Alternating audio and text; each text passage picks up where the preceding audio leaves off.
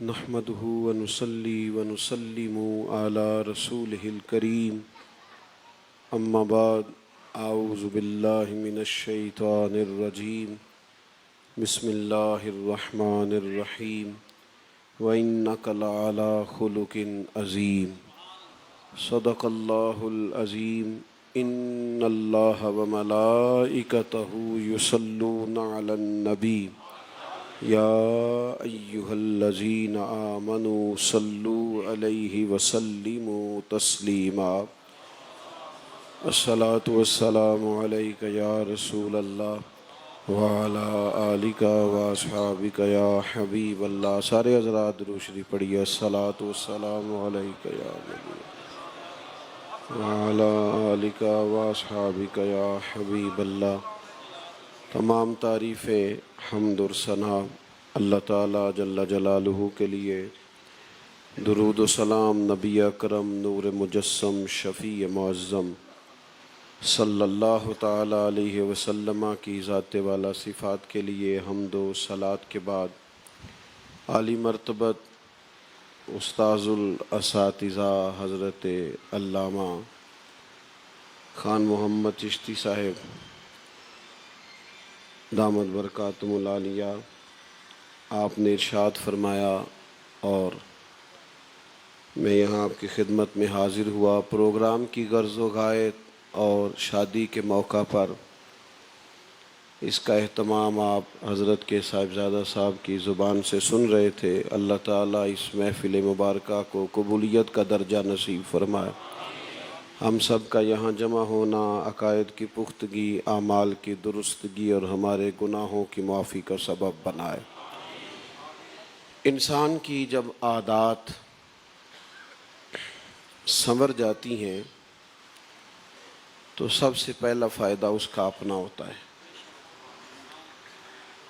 گناہ کی تعریف یہ ہے کہ وہ سینے میں کھٹکتا ہے، اور نیکی وہ ہوتی ہے جو انسان کے دل کو سکون عطا کرتی ہے. تو جب عادات اخلاق سنورتے ہیں تو سب سے پہلے انسان خود سکون محسوس کرتا ہے، انشراح صدر ملتا ہے، تحمل، بردباری اور قرار نصیب ہوتا ہے. اب پھر جب اس کی عادات سنور جاتی ہیں، اس کے اخلاق بہتر ہو جاتے ہیں اور اس کی تربیت عمدہ ہو جاتی ہے، تو جو اس کے زیادہ قریب رہنے والے لوگ ہوتے ہیں ان کی زندگی بڑی آسودہ ہو جاتی ہے. اس کے ماں باپ، بہن بھائی، بیوی بچے بڑا قرار میں آ جاتے ہیں کہ اس شخص کی عادات عمدہ ہیں.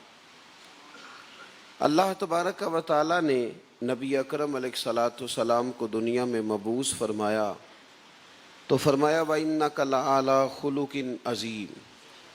اے محبوب علیہ السلام، بے شک آپ کے اخلاق بڑے ہی عظیم ہیں. ہم نے آپ کو خلق عظیم کا مالک بنایا. اعلیٰ ترین اور بلند ترین اخلاق اللہ نے محبوب پاک کو عطا فرمائے. اور حضور علیہ السلام فرماتے ہیں میں مکارم اخلاق کی تکمیل کرنے کے لیے دنیا میں آیا. مکمل کر دوں گا میں اخلاق کی حدود کو. اس کے بعد کسی اور بات کی، کسی اور تربیت کی ضرورت اور گنجائش ہی نہیں رہے گی. میرے عزیز، آپ یاد رکھیں گے ہمارے ہاں لوگ یہ سمجھتے ہیں کہ اخلاق صرف میٹھا بولنے کا نام ہے. صرف میٹھا بولنے آپ تو با اخلاق ہیں. حالانکہ میٹھا تو بعض اوقات لوگ اپنے مطلب کے لیے بھی بولتے ہیں. مطلب نکل جاتا ہے تو ان کا اخلاق بھی رخصت ہو جاتا ہے. اور بعض لوگ ایسے ہوتے ہیں جن کی ٹریننگ ہوتی ہے کہ میٹھا بولنا ہے. ان کی تربیت نہیں، ٹریننگ ہوتی ہے، تربیت ہوتی ہے. آپ کسی بڑی کپڑے کی دکان پہ چلے جائیں، آپ کو خریداری کرنی ہے تو آپ اس سے کہیں جا کے سیلز مین سے جتنے بھی وہاں ہوں کہ جناب یہ کپڑا دکھائیے، تو وہ کبھی بھی چہرے پر شکن نہیں ڈالیں گے. آپ نے کہا یار نہیں، ان میں سے تو کوئی میرے والا نہیں ہے، تو کہتا ہے ٹھہریں، کچھ میرے پاس 2-3 تھان پیچھے بھی پڑے ہیں. سارے کھول کے اس نے دکھا دیے، پوری دکان اس نے آپ کے سامنے رکھ دی، پر آپ نے کہا یار نہیں، تیرے پاس ہے ہی نہیں جو مجھے چاہیے. تو ابھی بھی وہ ناراض نہیں ہوتا، تلخی نہیں کرتا. وہ کہتا ہے جناب آپ نا تھوڑے دنوں کے بعد دوبارہ آئیے گا، مال اور آئے گا. تو میں آپ کو دکھاؤں گا، لیکن جب آپ دکان کی سیڑھیاں نیچے اتر آتے ہیں تو پھر وہ کہتا ہے کہ لینا دینا اس نے کچھ بھی نہیں ہوتا، لیکن نخرے دیکھو اس کے کتنے۔ تو یہ جو اس کا رویہ آپ کے ساتھ بڑا عمدہ تھا نا، آتے ہی بڑا اچھا تھا، یہ اس کا اخلاقی رویہ نہیں تھا، یہ اس کی ٹریننگ تھی کہ تو نے اس وقت برا نہیں بولنا جب گاہک آئے۔ وہ اس کی اخلاقی تربیت کب ہوگی؟ جب وہ سب کے ساتھ ہی اچھا بولے گا، ہر ایک کے ساتھ اس کا رویہ ٹھیک ہوگا۔ میں ایک دفتر میں چلا گیا کسی کام کے لیے، تو وہاں میرے ایک دوست تھے، مجھے انہوں نے پہچان لیا تو وہ کھڑے بھی ہوئے اور انہوں نے میرے لیے چائے پانی کا بھی بندوبست کیا اور میرا وہ کام بھی انہوں نے کر دیا۔ تو اب ان کی آنکھوں میں طلب تھی کہ میں ان کے لیے تعریفی کلمات بھی کہوں۔ خواہش ہوتی ہے نا انسان کی، بعض اوقات نفس کی تسکین نہیں ہوتی میرے جیسے لوگوں کی، تو وہ ان کی خواہش تھی کہ میں کہوں کہ کیا بات ہے آپ کی، لیکن چونکہ میرا ان سے ذرا بے تکلفی کا رشتہ تھا، تو میں جب لوٹتے وقت ان کے گلے لگا تو میں نے ان کے کان میں کہا کہ اگر تو آپ نے صرف یہ رویہ میرے ساتھ اختیار کیا ہے تو آپ نے ڈیوٹی نہیں کی، تعلق نبھایا ہے، اور اگر یہی رویہ آپ کا یہاں آنے والے ہر شخص کے ساتھ ہے تو پھر مجھے فخر ہے کہ اللہ نے مجھے اخلاق والا دوست عطا کیا ہے۔ پھر آپ اپنی ذمہ داریاں ادا کر رہے ہیں، پھر آپ اپنی ڈیوٹی کے ساتھ مخلص ہیں۔ میرے دوست، فقط میٹھا بولنا اخلاق نہیں، اس کو سمجھ لیں۔ آپ کا حسن تربیت اس طرح کا ہو کہ آپ میٹھا بولیں بھی اور اچھا سوچیں بھی، آپ کا مزاج مثبت ہو جائے، آپ کا رویہ مثبت ہو جائے۔ آپ میٹھا بھی بولیں، لیکن اس سے زیادہ ضروری یہ ہے کہ سچ بولیں، آپ خلاف واقعہ بات نہ کریں۔ اللہ کے پیارے حبیب علیہ الصلوۃ والسلام اخلاقی بلندیوں کے ساتھ دنیا میں تشریف لائے۔ ہم جب سنت شریعت کی بات کرتے ہیں نا کہ ہمیں حضور کے طریقے پر چلنا چاہیے، تو اس وقت بھی ہمارے پیش نظر چند ایک آسان سنتیں ہوتی ہیں۔ میٹھا کھانا سنت ہے، مسواک کرنا سنت ہے، اور ٹخنے ننگے رکھنا سنت ہے۔ میرے بھائی، یہ ساری بھی سنتیں ہیں، لیکن دل صاف رکھنا بھی تو سنت ہے نا، سینہ کشادہ رکھنا بھی تو سنت ہے نا، معاف کر دینا بھی تو سنت ہے نا، درگزر کرنا بھی تو سنت ہے نا، کسی کے حق میں خیر خواہی کا جذبہ رکھنا بھی تو حضور کی سنت ہے۔ ان سنتوں پر کب عمل ہوگا؟ ان کے بارے میں ہم کب سنجیدہ ہوں گے؟ تو جب تک اخلاقی طور پر رویے سنور نہیں جاتے، دو چار چیزوں کی زندگی گزارنے کے لیے بڑی زیادہ ضرورت ہوتی ہے۔ وہ اخلاقی رویے ہماری زندگی میں ہونا بڑا ہی ضروری ہے۔ ایک تو سب سے زیادہ ضرورت ہوتی ہے بردباری کی، تحمل مزاجی۔ ہم نا جلد باز بہت ہوتے ہیں۔ میں نے دیکھا ہے بعض لوگ متاثر بھی جلدی ہوتے ہیں اور مخالف بھی جلدی ہوتے ہیں، وہ رائے قبول بھی جلدی کرتے ہیں اور رد بھی۔ تحمل مزاج بنے، بردبار بنے، اپنے مزاج میں ٹھہراؤ پیدا کریں، حوصلہ ہو۔ ذرا تھوڑا دیکھیں تو صحیح، جو چیز بھی گرم گرم استعمال کی جاتی ہے اس سے ہاتھ جلتے ہیں، منہ جلتا ہے، اور اگر ذرا تھوڑا دیکھا جائے، اسے ٹھنڈا ہونے دیا جائے تو اس کی اصل ذائقے سے بھی اس کھانے کے انسان آشنا ہو سکتا ہے۔ مزاج میں تیزی نہیں، عزم میں تیزی ہونی چاہیے، محنت میں تیزی ہونی چاہیے، لیکن نتیجے کے معاملے میں بردباری، حوصلہ، تحمل مزاجی۔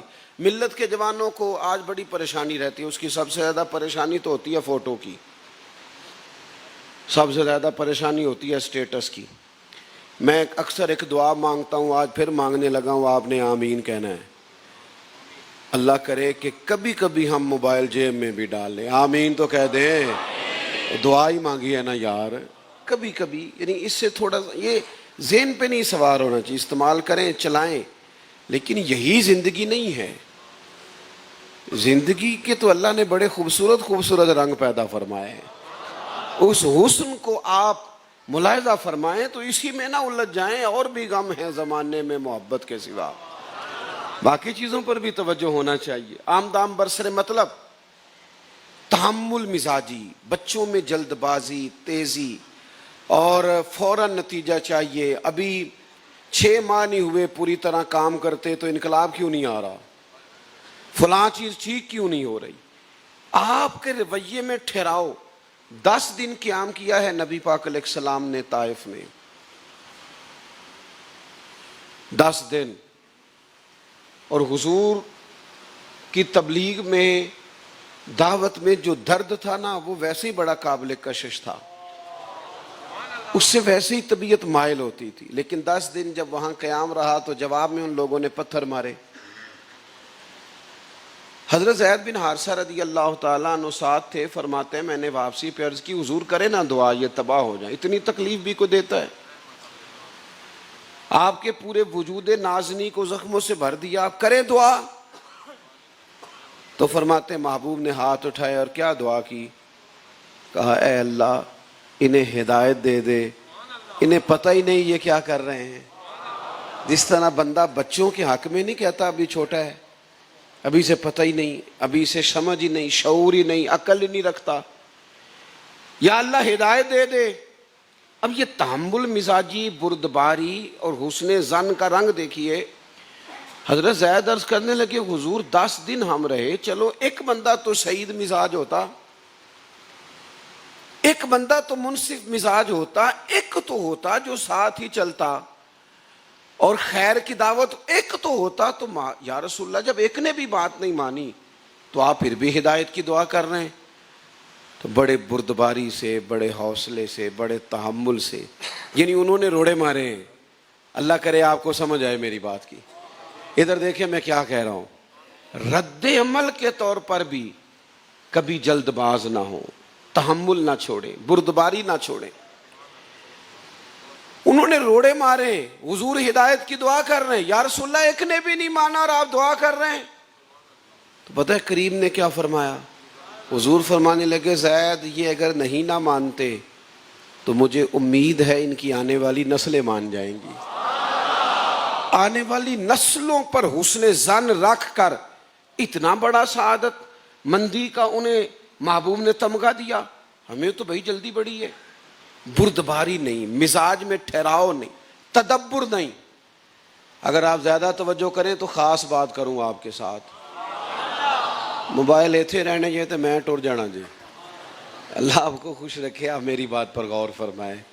2-4 دوست بنا لیں، وہ ایک دوسرے کو دے دیں، باقی سنیں تو صحیح نا یار. اثر کرے نہ کرے سن تو لے میری فریاد. آپ اتنی بڑی تعداد میں آئے ہیں اہل محبت، اللہ آپ کو بہت ساجر عطا کرے. آپ غور کریں کیا عرض کرنے لگا ہوں. بچے جو ہوتے ہیں نا وہ ہمارے بچے ہیں، اور بچے غلطی بھی کرتے ہیں. بچے تو بالکل چپ کر کے سنجیدہ ہو کے خاموش ہو کے بیٹھے ویسے نہیں اچھے لگتے، وہ تو آتے جاتے بھاگتے. لیکن بعض بچوں کا شکوہ ہے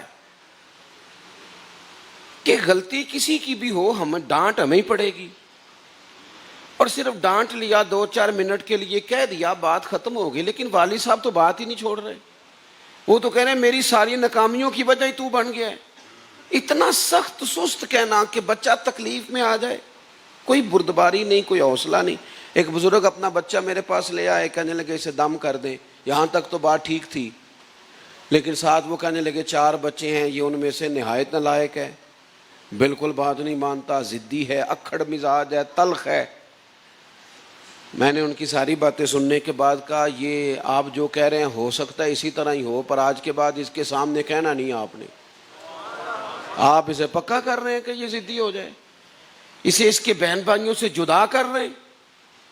اس بیچارے کو آپ اس طرح کا بنائیں گے کہ اس کا ذہن بن جائے گا کہ میں کوئی الگ چیز ہوں، میں کسی کا فرما بردار. کیا بنانا چاہتے ہیں آپ اسے؟ او خدا کے بندو، یہ ہمارا بچہ ہے نا، تو اس کا ماتھا چومو، اسے گلے سے لگاؤ، اس سے پیار کرو. جو باتیں بچے کو ماتھا چوم کے سمجھائی جائیں، جو اس طرح سمجھ آتی ہیں وہ کسی اور طرح سمجھ نہیں آتی. میں پھر کہہ رہا ہوں صرف مسواک کرنا اور میٹھا کھانا ہی سنت نہیں، نواسوں کو کندھوں پہ بٹھانا بھی نبی پاک کی سنت ہے. اپنے پوتوں اور نواسوں کے ساتھ کھیلنا یہ بھی کریم کا طریقہ ہے. لیکن وہ حاجی صاحب کہتے ہیں میں نے تو نماز پڑھنی ہوتی ہے تو بچے کے پتہ نہیں کپڑے بھی ٹھیک ہے کہ نہیں. تو یوں تو نہ کر یار, تو یہ دیکھنا حضور کی ادا کیا ہے. اپنے مزاج میں بردباری لائیں, تحمل.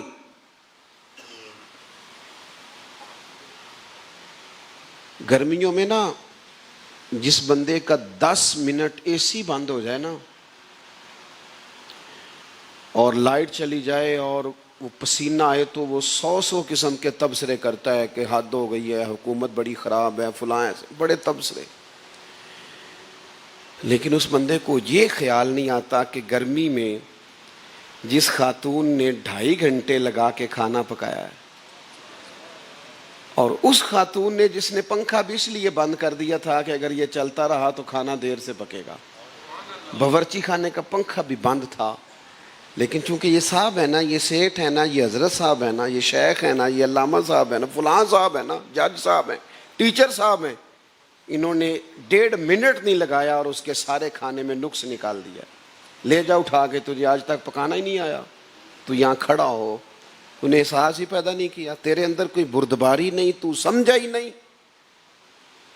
1 منٹ میں تو نے دل توڑ, یہ چودھری ہونے کی علامت ہے, یہ تیرے سمجھدار ہونے کی علامت. ادھر آ, مدینے والے کریم کا طریقہ دیکھ.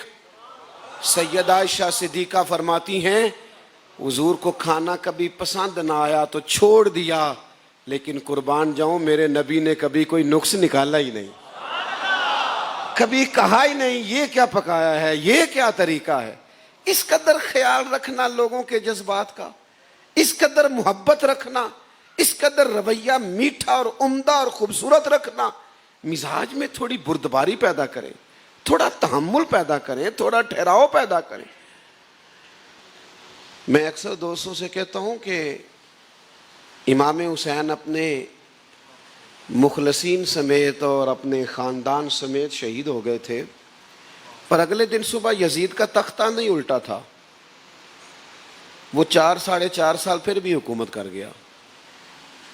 سویرے انقلاب نہیں آیا, حالانکہ اتنی بڑی قربانی تاریخ میں نہیں ملی کہ جتنی امام حسین نے دی, پر سویرے انقلاب اگلے دن ہی حکومت نہیں ٹوٹی.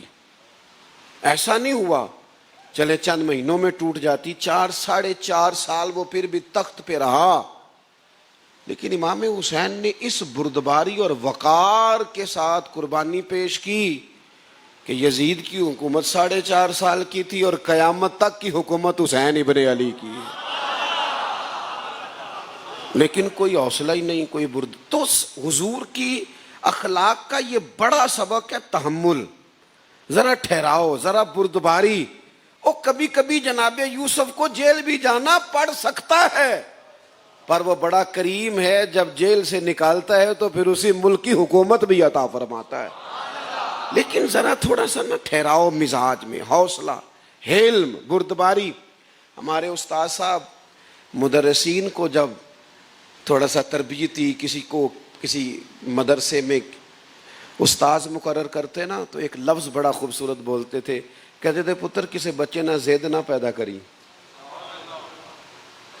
تو ہم نے ایک دفعہ پوچھا استاد صاحب بچے سے زید کہنے بعض اوقات نا کسی بال تو چڑن لگ پئی ہے, کوئی ایک دیواری کو نافرمانی ہو گئی یا ابے نو لے یا کوئی شکایت تو پھر ہم نہ چڑتے ہیں اس سے, تو وہ تو بیچارہ بچہ ہے, ہم تو اس کے استاد ہیں, ہم نے چڑنا نہیں, ہم نے تو اس کی تربیت کرنی ہے, ہم نے تو اس سے پیار کرنا ہے. وہ ایک غلطی 100 دفعہ بھی دہرائے تو استاد کس بات کا, جب اسے قائل ہی نہ کر سکے, سمجھا ہی نہ سکے, تو مزاج میں بردباری لائیں. میں جوانوں سے عرض کروں گا ذرا تھوڑا حوصلہ. ادھر دیکھو میری طرف, کسی کو ذرا نا, ایک بندہ بڑی سپیڈ سے آ رہا ہے موٹر سائیکل پہ, گاڑی پہ, آپ ایک مہربانی کریں, اس کا خیال ہے نا وہ آپ کو کراس کرنا چاہتا ہے تو کرنے دے ذرا اسے, دیکھیں بھلا کیا ہوتا ہے. آپ ذرا تھوڑا رک جائیں, تھوڑا نا ٹھہر جائیں, تھوڑا گزرنے دیں. یہ کو مزہ ہے, دنیا ساری جیتنے کے لیے میدان میں آتی ہے, ہر بندہ صرف جیتنے کے لیے آنا بھی کو مزہ ہے.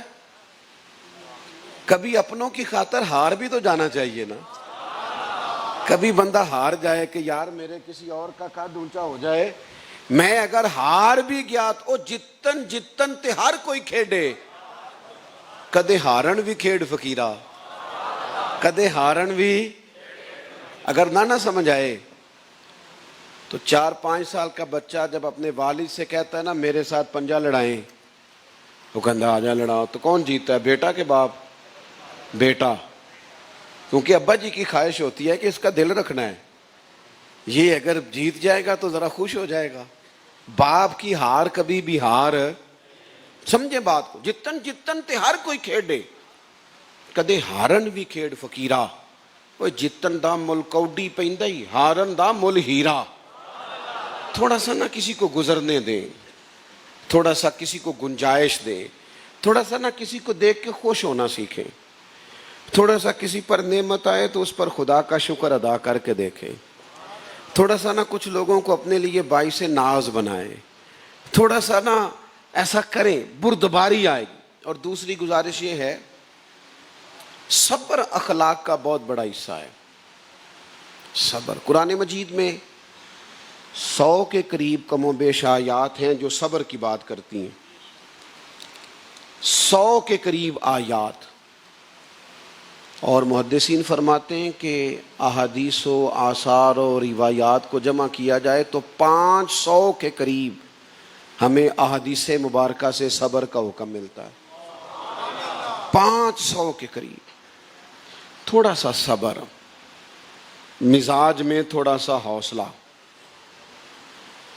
اور مولا علی شیر خدا کرم اللہ تعالی وجہہ الکریم نے تو مضمون ہی سارا سمیٹ دیا، فرمانے لگے جو پورے جسم کے اندر سر کا مقام ہے نا، وہی دین میں صبر کا مقام ہے۔ تھوڑا سا نا، میں چونکہ سفر کرتا ہوں بہت زیادہ، سندھ گیا ہوا تھا تو سکھر سے موٹر وے پہ چڑھ گئے، تو میں نے، آپ ضروری تو نہیں نا کہ آپ صرف سکھائیں ہی، اگر اللہ تعالیٰ نے سیکھنے کا عزم دیا ہو تو انسان چھوٹوں سے بھی سیکھتا ہے۔ بظاہر جو لوگ پڑھے لکھے نہیں ہوتے وہ بھی کئی دفعہ سکھاتے ہیں، آپ کا کشکول سیدھا ہونا چاہیے۔ تو میں نے ڈرائیور سے کہا، میں نے کہا لے بھی پترا ان سوکھ ہیں تو لاہور تک موٹر وے آ، تو وہ مجھے کہنے لگا پیر صاحب یہ مشکل ہے۔ میں نے کہا کیوں؟ کہنے لگے نیند آنے لگتی ہے۔ تو میں نے کہا بندہ جاگتا کیسے رہتا ہے؟ کہتا جب کوئی سپیڈ بریکر بھی ملے، جب کوئی چنگچی والا کراس بھی غلط کرے اور تھوڑی تنقید بھی کرے کہ نہیں اس چلاڑی ہوندی تو سیکھ لے کسی کو لو۔ یہ چیزیں جب آپ زندگی میں تھوڑا بہت آپ کو ان چیزوں کے سے سامنا ہوتا ہے تو بندہ ذرا جاگتا رہتا ہے، اسے پھر نیند۔ یہ آپ کو پتہ ہے زیادہ سست کون لوگ ہوتے ہیں؟ جو زیادہ آرام پسند ہوتے ہیں۔ اور اقبال کہتے ہیں لہو مجھ کو رلاتی ہے جوانوں کی تان آسانی۔ جب میں دیکھتا ہوں نا آرام پسند ہیں تو لہو کے آنسر ہوتا ہوں۔ اپنے مزاج کے اندر حوصلہ پیدا کریں۔ میں ویسے بھی اس مضمون کی طرف ہی آ رہا تھا لیکن مجھے اشارہ بھی ہو گیا۔ آپ کو پتہ ہے نبی پاک علیہ السلام نے فرمایا جب نکاح کرو تو ایسا نہیں ہے کہ باقی ساری چیزوں سے منع کر دیا۔ حضور فرمانے لگے لوگ حسن دیکھ کے شادی کرتے ہیں، حسن کسی وقت انسان کو غرور میں مبتلا کر دیتا ہے۔ فرمایا لوگ دولت دیکھ کے نکاح کرتے ہیں، بیٹی اور بیٹے کا نکاح فقط دولت دیکھ کے کرو گے تو دولت سرکش بنا دیتی۔ تو یا رسول اللہ پھر کیا دیکھیں؟ فرمایا تم بچی اور بچے کی شادی کرو تو دین دیکھ کے شادی کرو۔ اور ایک مقام پہ حضور نے فرمایا کالا رنگ ہو اور اس کے کان، ناک کان میں سوراخ ہو، اور اگر دیندار اور با اخلاق ہو تو وہ تمہارے حق میں بہتر ہے۔ ایسی خاتون سے شادی کر لینا، شرط یہ ہے کہ دیندار ہو، با اخلاق ہو۔ آپ کو پتہ ہے مانے کوئی چاہے نہ مانے لیکن 90% سے زیادہ شادیاں پیسے دے کے کی جاتی ہیں۔ آپ کیسے توقع، ایسا مقدس رشتہ میاں بیوی کا جسے قرآن مجید نے کہا کہ اللہ کی نشانیوں میں سے نشانی ہے، ہن لباس لکم وانتم لباس لہن، ایک دوسرے کا لباس، جسے اتنا بڑا اعزاز دیا گیا اسے بھی جب پیسوں میں تول دیا جائے گا۔ مجھے بتائیے زندگی کا نظم کیسے چلے گا؟ اور یہ کرتے ہیں کام، اخلاقی کمزوری ہے، یہ کام کرتے ہیں لوگ، اس کا نتیجہ بڑا خوفناک نکلتا ہے، خوفناک۔ بچہ ڈھیر سارے پیسے کماتا ہو نا، اور اونچا لمبا ہو، قد بڑا اور چہرہ بڑا خوبصورت ہو، لیکن اگر بد اخلاق ہو نا تو سب اپنے اپنے گھر لوٹائیں گے، لیکن جس تکلیف میں وہ بیٹی وقت گزارے گی نا، کوئی سوچ نہیں سکتا۔ اس بیچاری کے پاس نہ عزت رہی، نہ گنجائش رہی، نہ اسے وہ چیز ملی جس کی اسے ضرورت تھی۔ اور خاتون جتنا مرضی جہیز لے کے آ جائے اور کچھ ڈگریاں بھی بظاہر رکھتی ہو اور ظاہری خوبصورتی بھی اس کے پاس ہو، لیکن اگر اس کا اخلاقی رویہ کمزور ہو نا، تو میں نے صرف عورتیں روتی نہیں دیکھی، میں نے مرد بھی روتے دیکھے۔ میں ذمہ داری سے کہہ رہا ہوں آپ کو، روتے دیکھے۔ ایک صاحب ایک دفعہ مجھے کہنے لگے میرے بچے بڑے ہو گئے، تو میری خاندان میں شادی ہوئی تھی تو میرے ماں باپ نے مجھے سانس تو اونچا نہیں لینے دیا کہ یہ کچھ نہیں کرنا کچھ نہیں کرنا، لیکن اب میری حالت یہ ہو گئی ہے کہ میں سوچتا ہوں کہ اپنی انسلٹ برداشت کرتا رہا، اب تو میرے بچے دیکھتے ہیں وہ کیا کریں گے۔ اور کہنے لگا اب اس سے زیادہ خوف کا شکار ہوں کہ کل کو بہویں آئیں گی گھر میں تو کیا سوچیں گی، میری قدر کیا ہے۔ اخلاقی رویہ اتنا ضروری ہے، لیکن ہم اس پر توجہ ہی نہیں دیتے، غور ہی نہیں کرتے۔ زندگی مصیبت بن جاتی ہے زوجین کے مابین اگر اخلاقیات نہ ہوں۔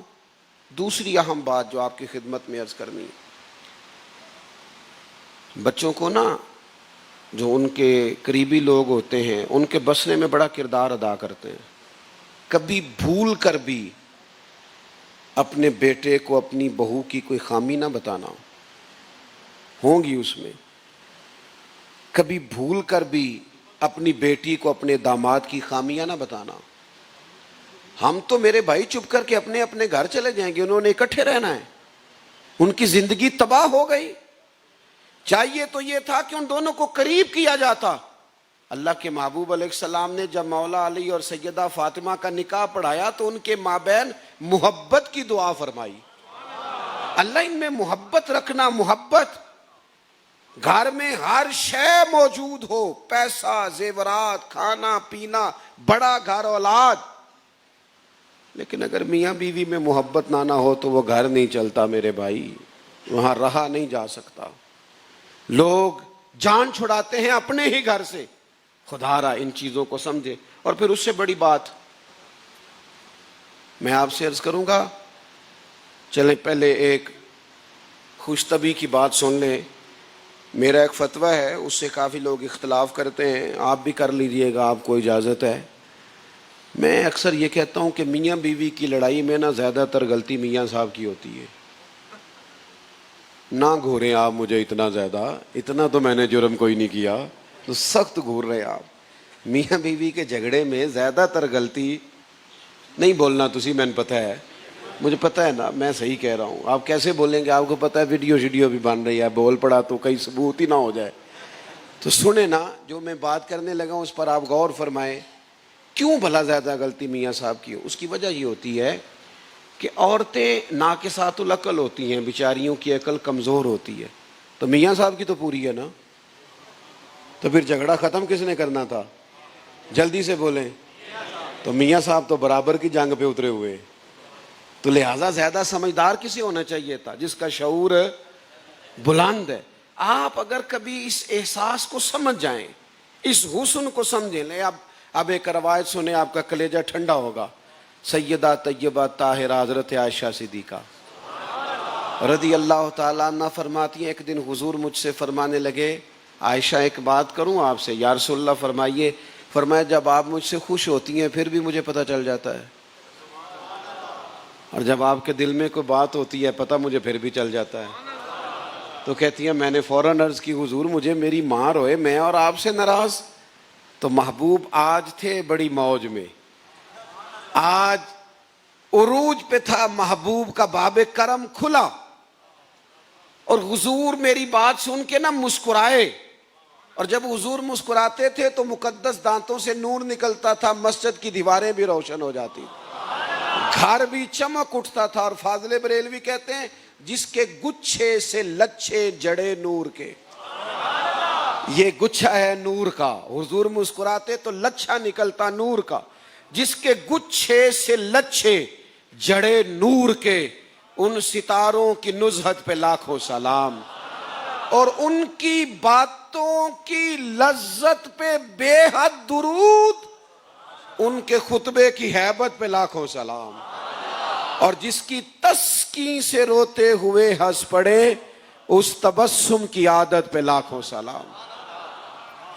فرماتی حضور مسکرائے اور فرمانے لگے بتاؤں کب راضی ہوتی ہو کب ناراض ہوتی ہو؟ یا رسول اللہ فرمائیے۔ تو حضور فرمانے لگے عائشہ آپ کبھی کبھی قسم اٹھاتی ہیں؟ یا رسول اللہ اٹھاتی ہوں۔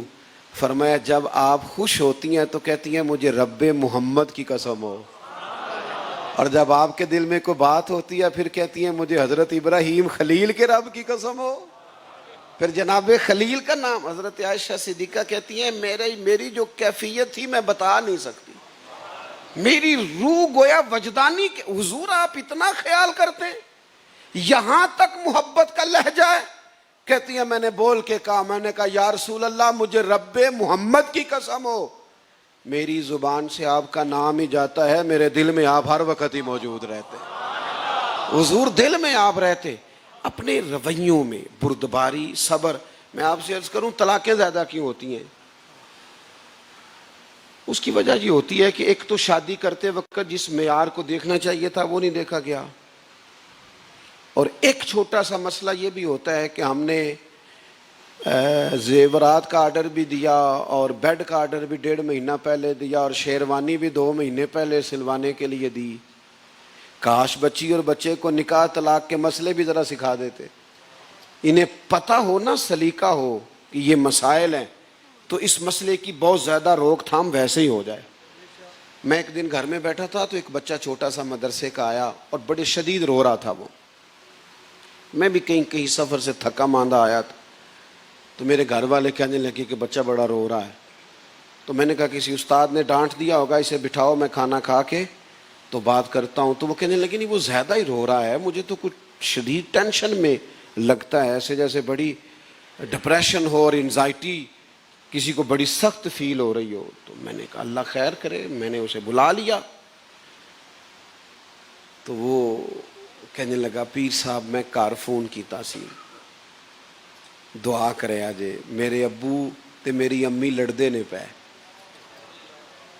وہ بچہ ایسے کانپ رہا تھا جیسے خدا جانے کیا ہو گیا۔ وہ کہنے لگا جب وہ دونوں لڑتے ہیں تو ہماری بچپن سے کیفیت یہ ہے کہ ہم چارپائیوں کے نیچے چھپ جاتے ہیں، ہمیں خوف آتا ہے۔ میں ایک عجیب سی، میرے لیے وہ کو تھوڑا سا اچنبھا تھا بات۔ میں نے سوچا کہ یہ ٹیلی فون پر یہ بات سن کے اتنا ڈپریس ہو گیا اتنا زیادہ، تو اس کے سامنے یہ واقعہ ہوتا ہوگا تو پھر کیا صورتحال ہوگی۔ میں نے بلایا اس کے والد کو، گزارش کی جو میرے بس میں تھا، لیکن اس پر میں نے قیاس کیا کہ یہ تو بہت سارے گھروں میں ہوتا ہوگا، تو یہ بچوں کو اتنی زیادہ اذیت میں کون ڈال رہا ہے؟ ماں باپ۔ ہماری انا جیت جاتی ہے، رشتہ ہار جاتا ہے، صرف انا کی تسکین کے لیے تھوڑا حوصلہ۔ میاں بیوی تو ایک دوسرے کا لباس ہیں۔ بس میں بات ختم کرنے لگا ہوں۔ 3 باتیں مفسرین نے لکھی ہیں اس لباس پر۔